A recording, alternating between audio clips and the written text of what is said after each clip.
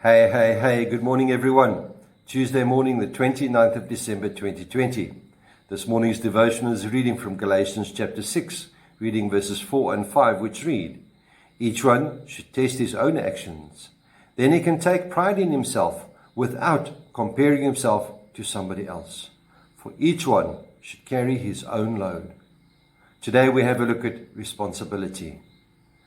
It is a word that many shun and will not even think of listening to. Yet we are all responsible in our lives. The lack of responsibility has become more evident over the last few months as we have seen more and more countries going into a stricter lockdown with the worldwide COVID-19 pandemic, and even more so here in South Africa. Last night saw us being placed onto a stricter level of lockdown. Now, many may not be happy about this, but we have known about it. There is good news and bad news. The good news is the warning signs were there. The bad news is that we just chose to ignore them. And so we shunned in our responsibility to ourselves and to society. We need to be responsible. And it's time that we started being responsible for our actions. We need to observe the protocols and guidelines that have been laid down for each and every one of us. These are not just some thumbsuck idea.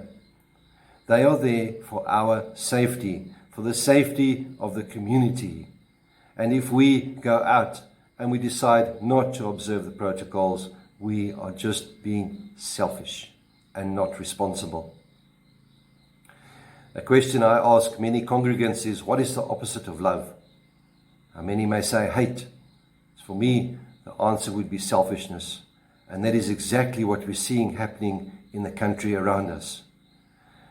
For the new year coming 2021, we go into it with God's grace and with God's strength, also being held responsible for our actions. Verse 4 reads, "Then he can take pride in himself without comparing himself to somebody else." Don't worry about the other people's responsibility. Focus on your responsibility. If each one focuses on their own responsibility, then soon we will have a responsible community.